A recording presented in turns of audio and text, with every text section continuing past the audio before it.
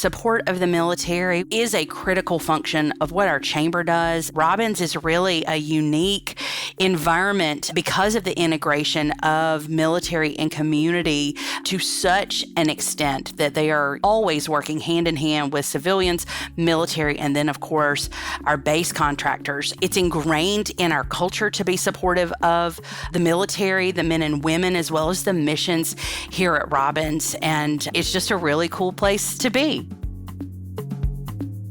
That's the voice of April Bragg, President and CEO of the Robbins Regional Chamber in Warner Robins, Georgia.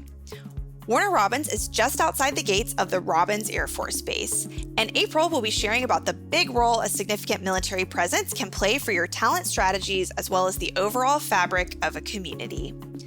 I'm Amanda Ellis, and you're listening to Inside America's Best Cities, a podcast for chamber, economic development, and talent attraction professionals on making your community an even better place to live. To learn more about this podcast, visit livabilitymedia.com. And with that, let's jump in.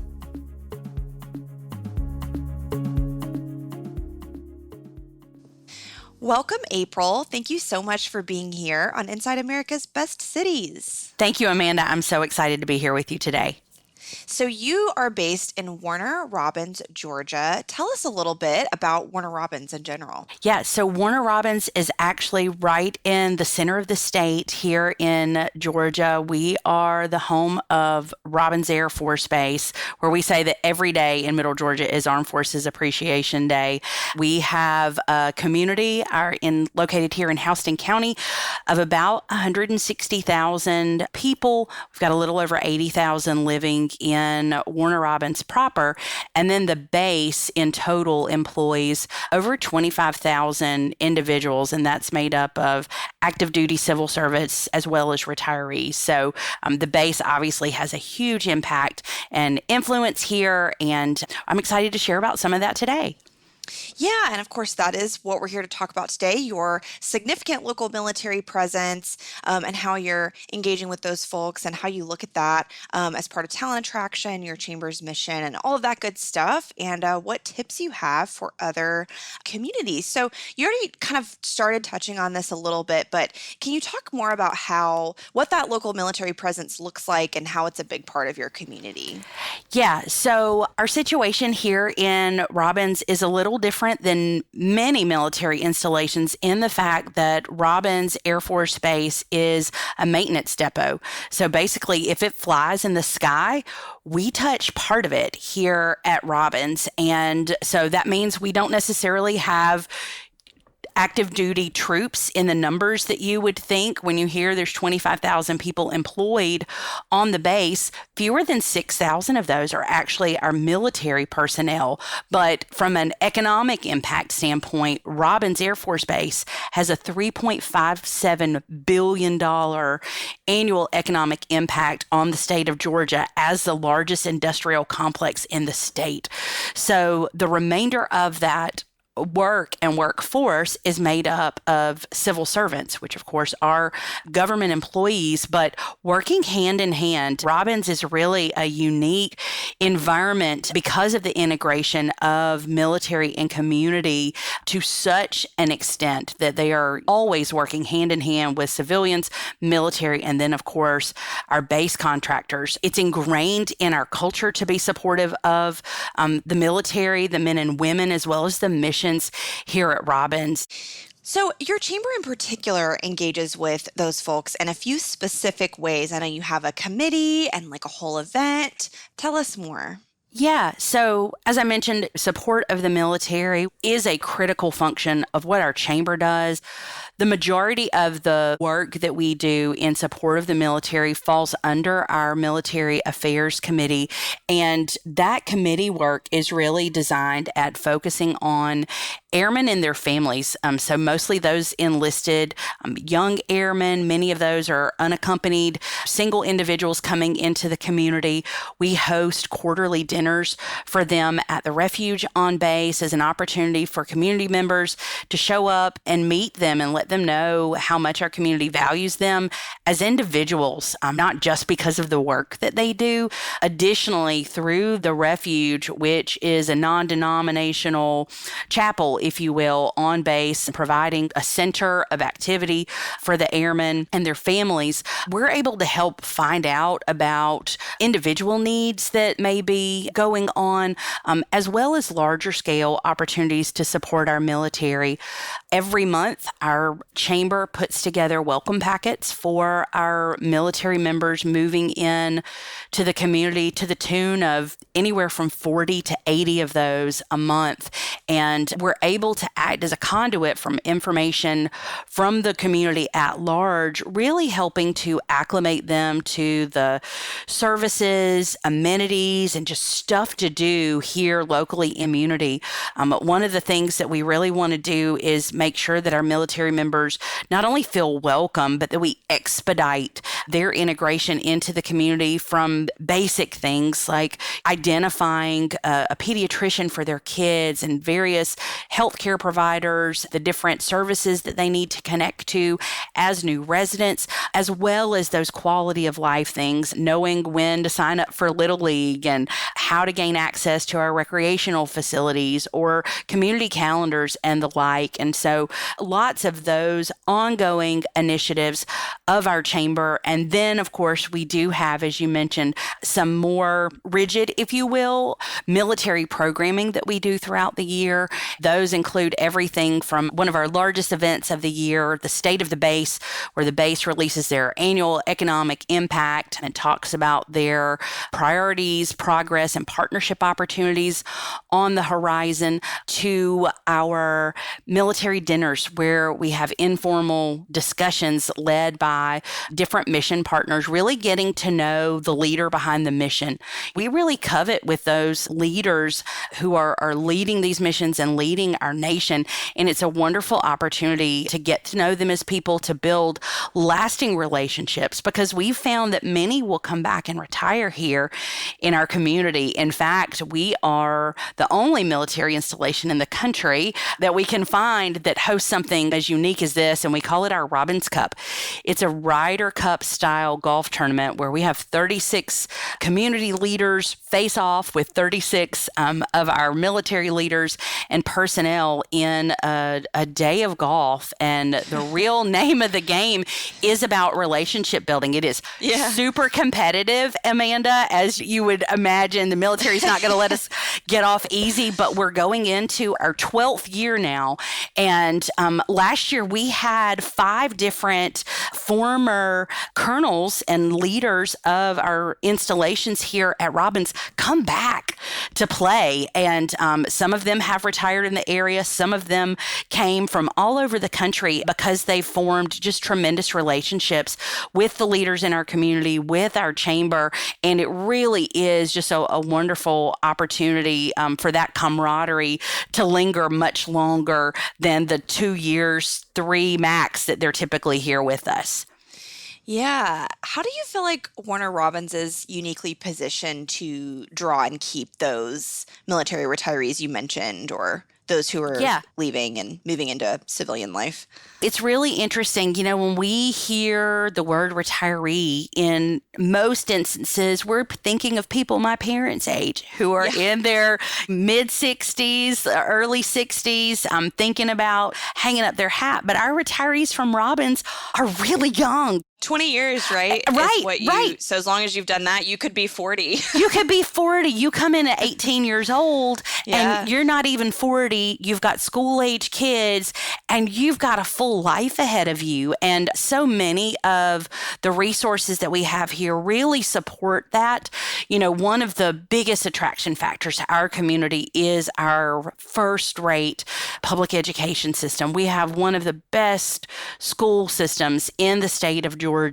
All the metrics that one would evaluate a school system on, from academic performance, athletic achievement, fine arts, just a multitude of AP and specialized learning programs. And so we have many that stay here or come back. But additionally, because of the maintenance depot aspect of our base, we have a lot of military contractors that are here that our military personnel are able to basically do their same job outside the fence or just change their uniform and still work on Robbins. As I mentioned, we've got over 10 or 12,000 of those employees at Robbins are civil servants. And so many of them are able to do their same job, just wearing a different uniform. We're also really uniquely fortunate and blessed to be the home of the Georgia Vector Center, which is the Georgia Veterans Education Career Transition Resource Center. I got all of that out in one mouthful. That's a long one. Yeah. And really what that is, it is a statewide resource that allows veterans, as well as those who will be retiring within the next year and their families, to access world-class training in Cisco systems, HVAC, welding, other high-demand career activities, commercial truck driving, that give the veterans an opportunity to either go and partner with a local employer or seek entrepreneurship on their own.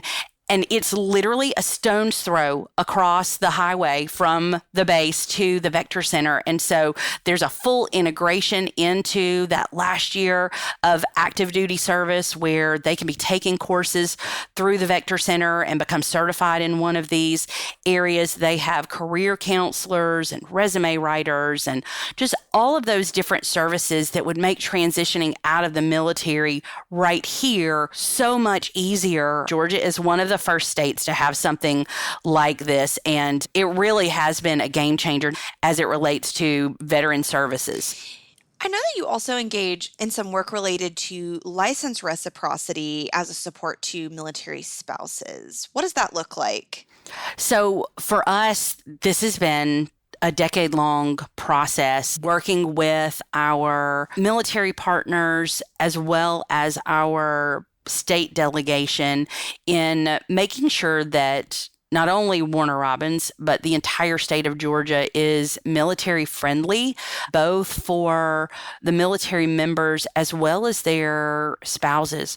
So too often we see military spouses having to make the decision not work outside the home simply because they might be a licensed teacher or esthetician or really any other field that doesn't have a fast track, if you will, to licensure in the state of Georgia or in the state that they are moving to. And so our legislators have really carried the water over the last 10 years and really in the last 5 years. In fact, we've got a final bill in the Georgia Senate that has just come out, further shoring up the ease with which military members and their spouses can obtain licensure reciprocity, fast permitting to adopt the permits or licenses from whatever state they're moving into to get them gainfully employed a lot quicker. I mean, you think about the time that it takes to move and acclimate to a community. And if you're waiting for a licensing review board that only meets 4 times a year, depending on when you end up in a community, you may be halfway into your station here before even being able to go out and apply for the jobs that you're skilled for. And so we find that they either don't work outside the home or they're, really working in positions that they're overqualified and frankly unfulfilled in. And so this has been just some really great work done here in the state of Georgia to really correct that and get ahead of the curve because our military is such an incredibly important part of the fabric of our state. Yeah, and not to mention, like, if that process, like you were mentioning, can take a while, and a lot of folks in the military move pretty regularly. So sometimes it probably feels like you're like, gosh, I just got situated here. And now we have to leave again. Exactly. Well, I mean, it's hard enough just knowing that you're only going to be in a place for 2 years. But we think about those high demand careers like teachers and nurses and others that employers are begging for the skilled labor. We have skilled labor right here. And so being able to remove and minimize a lot of those barriers not only helps the military members, but frankly, it helps our entire community because we're able to address those gaps. And so knowing that you've got that stability, knowing that you've got that network, the other great thing that I had failed to mention about the military and the military spouse networks is they tend to know who's coming in behind them. And many times they're going to have friends in other parts of the country who are PCSing to our community on their next assignment that can literally step in and take over their existing job. And so then talk about a talent pipeline. When you're able to cultivate your own, we've had employers who have a steady stream of military members filling the same position when another leaves because of their personal network within the military and the spouses organizations. So that's kind of cool. Yeah, that's awesome. I love what you're doing, love how intentional it is. And that's really what chambers do, right? Take what you're working with in your community and help everybody feel included and engaged. So love that. Yeah. Anything else on this topic you'd like to share or add that we didn't talk about yet? I think the biggest thing is just being available and asking yourself what's missing and are we uniquely positioned to fill that gap? Right when the pandemic hit in March of 2020 in our community, we created an online Facebook group called Robins to Go. We are just shy of 40,000 community members in Robins to Go, and it really is a positive place online to connect the community, our military, and visitors with our local business community, attractions and things to do. And it has been the go-to resource for the 411 on the 478 ever since hitting the ground right at 3 years ago now. And it's been so effective that we've spun off a group called Robins Works that provides opportunities for employers to connect with job seekers and resource partners. So whether it's employment or you're looking for a local dry cleaner or who has the best sushi in town, we've got you covered. We're going to keep you connected. That's great that you took a resource from early pandemic and continued, to get something out of it. Because I know a lot of people kind of started stuff like that, and then I feel like it just fell off once things got more normal. So that's really neat that it helps you build a longer term audience. It's a moderated group, and we make sure it stays positive. It's pro-business, pro-community, but we approve between 200 and 300 new members to the group every single week. Any given month, we've got 3,000 to 4,000 posts and 500,000 comments, likes, and shares. And so 3 years later, this group is still just as impactful as it was in the early days. We've seen businesses really built on the back of the interest in this group. We just opened another Broken Egg, the franchise, because someone posted, hey, where's the best place for brunch? And we don't have a lot of options on weekdays for people to get brunch. And so we had one of our local businesses went out,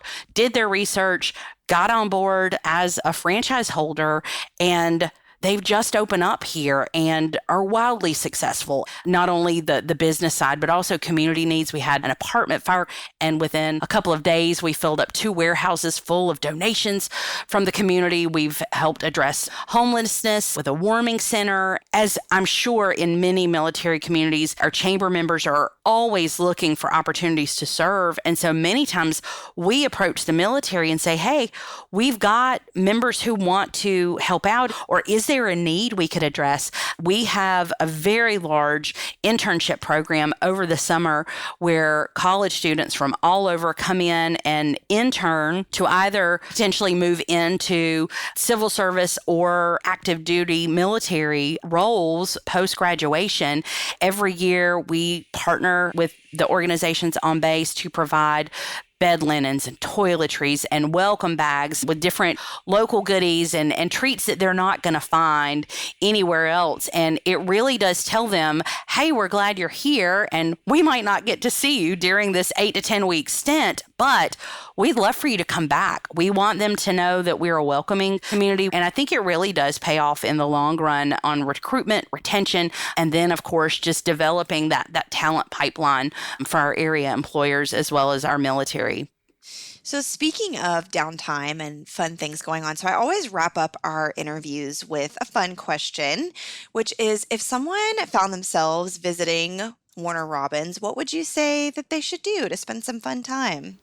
So we have so many great attractions here. If you're a history buff, we have the Museum of Aviation, which is home to the National STEM Academy, and we've got amazing displays of airplanes and just a rich history of the Air Force here. We also have a lot of fun attractions. We have Rigby's Entertainment Complex.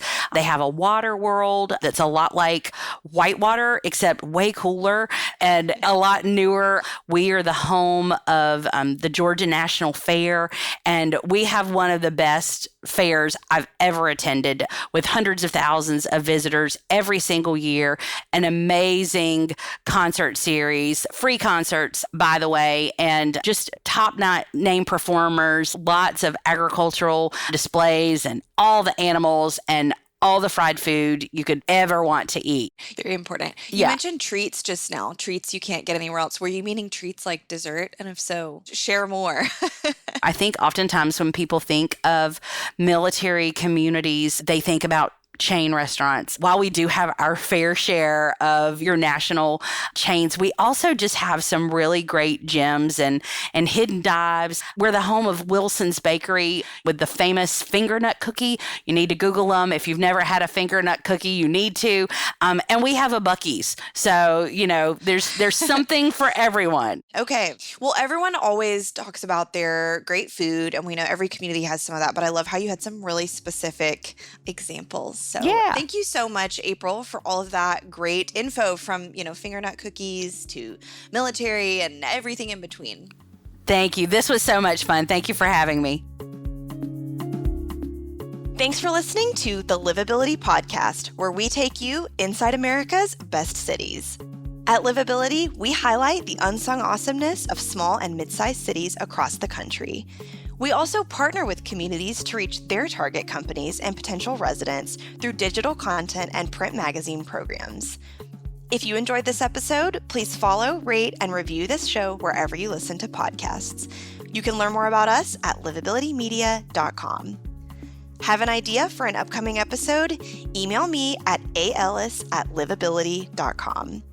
Until next time, from Livability, I'm Amanda Ellis, sharing the stories of America's most promising places.